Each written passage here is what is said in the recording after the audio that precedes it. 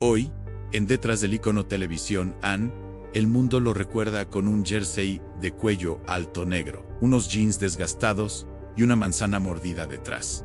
Para la mayoría, Steve Jobs fue el visionario más grande de nuestra era, el hombre que puso Internet en nuestros bolsillos y cambió para siempre la forma en que nos comunicamos. Pero detrás de esa imagen de gurú tecnológico y de las presentaciones perfectas, existía una realidad que Apple nunca quiso mostrar en sus anuncios. Quienes trabajaron con él no lo describen como un santo, sino como una tormenta imparable. Hablamos de un hombre capaz de despedir a empleados en un ascensor, solo porque no le gustó su respuesta. Un hombre que, mientras se convertía en millonario, negó a su propia sangre, dejándola vivir en la escasez. Un genio que quería controlar el mundo, pero que no podía controlar su propio temperamento. Hoy, en Detrás del Icono, vamos a apagar las luces del escenario para ver lo que ocurría tras bastidores. Esta es la historia del Steve Jobs que no sale en las biografías oficiales: el tirano, el padre ausente y el hombre que creyó que podía doblar la realidad a su antojo hasta que la realidad le devolvió el golpe. Para entender su carácter,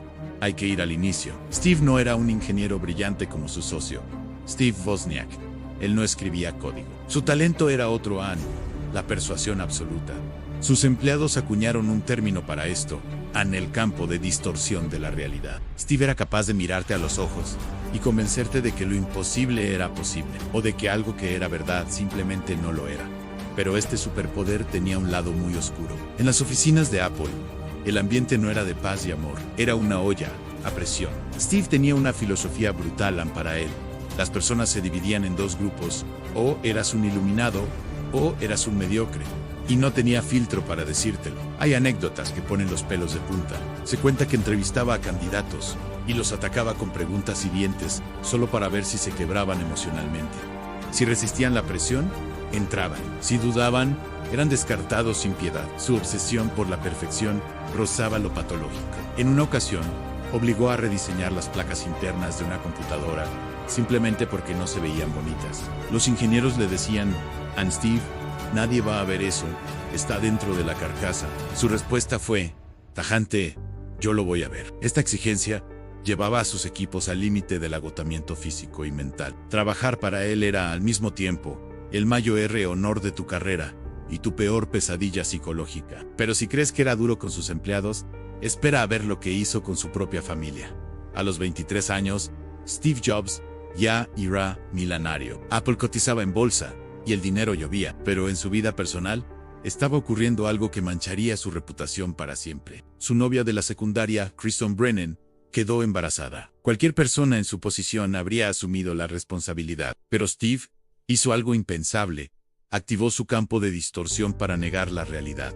Dijo que él no era el padre. Llegó a declarar en documentos legales que él era estéril e incapaz de procrear, algo que biológicamente era mentira. Mientras él aparecía en las portadas de las revistas de negocios como El Genio del Año, su hija, Lisa, y su madre sobrevivían gracias a las ayudas sociales del gobierno. Imagina esa escena: el fundador de la empresa más prometedora del mundo con una fortuna inmensa, negándose a pagar la manutención básica de su hija. Lo más irónico y cruel de esta etapa es que, justo en ese tiempo, Apple lanzó una nueva computadora revolucionaria. El nombre de la máquina, Lisa. Cuando la prensa le preguntó si el nombre era por su hija, él lo negó rotundamente durante años, inventando acrónimos técnicos absurdos. Tuvo que pasar mucho tiempo y una prueba de ADN irrefutable para que Steve aceptara lo evidente. Aunque años después intentó reparar el daño y pagó sus estudios, la cicatriz emocional en Lisa quedó para siempre. Ella misma relató en su biografía que su padre podía ser increíblemente frío, negándose a poner calefacción en su cuarto o criticándola duramente. Era un hombre que quería conectar al mundo, pero que no sabía cómo conectar con las personas que tenía al lado. A mediados de los 80, el comportamiento errático de Steve se volvió un peligro para su propia empresa. Había contratado a John Sculley, un ejecutivo experto, para poner orden. La famosa frase que Steve le dijo fue: ¿quieres vender agua azucarada el resto de tu vida? ¿O quieres venir conmigo a cambiar el mundo? Sculley aceptó, pero pronto, la relación se convirtió en una guerra de poder. La junta directiva tuvo que elegir o el caos genial de Steve, o la estabilidad de Sculley, y eligieron a Sculley. A los 30 años, Steve Jobs fue despedido de la compañía que él mismo fundó en el garaje de sus padres. Fue una humillación pública devastadora. Pero aquí es donde entra la parte más fascinante de su psicología, la resiliencia y la sed de revancha. Lejos de retirarse, Steve fundó otra empresa, Next, y compró un pequeño estudio de animación que nadie conocía en Pixar. Mientras Apple se hundía sin él, perdiendo el rumbo y casi llegando a la quiebra, Steve estaba construyendo el futuro del cine y creando el sistema operativo que salvaría a Apple años después. En 1997, Apple, desesperada, compró la empresa de Steve. Fue el caballo de Troya perfecto. Steve volvió, y en cuestión de meses, organizó un golpe maestro para sacar a todos los que lo habían traicionado y tomar el control total. El regreso fue brutal. Recortó proyectos, despidió a miles de personas y reenfocó la compañía con una disciplina militar. De ese rigor nacieron el iPod, el iPhone y el iPad. El tirano había vuelto, pero esta vez nadie podía detenerlo.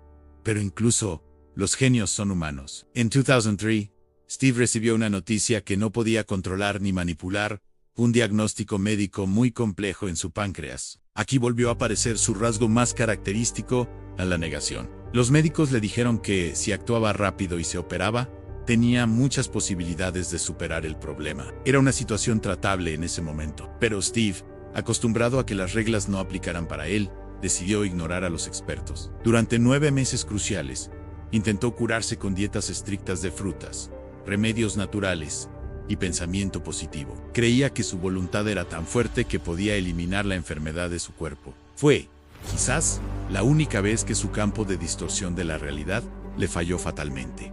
La biología no negocia. Cuando finalmente aceptó la cirugía, la situación había avanzado demasiado. Sus últimos años fueron una carrera contra el tiempo. Aún estando muy débil, seguía trabajando, obsesionado con dejar los productos del futuro listos. Quería asegurar su legado. Trabajó hasta que su cuerpo literalmente no pudo más. Steve Jobs se fue en 2011, pero su sombra sigue presente en cada dispositivo que tocamos. Su historia nos deja una pregunta incómoda.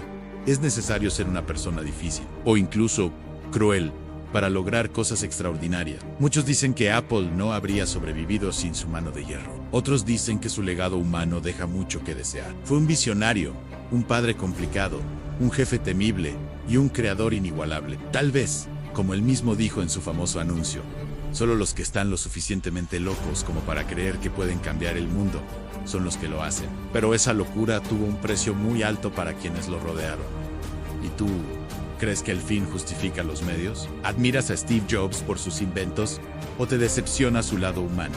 Déjame tu opinión en los comentarios, Querolier. Si este video te gustó, no olvides darle like y suscribirte a Detrás del Icono Televisión.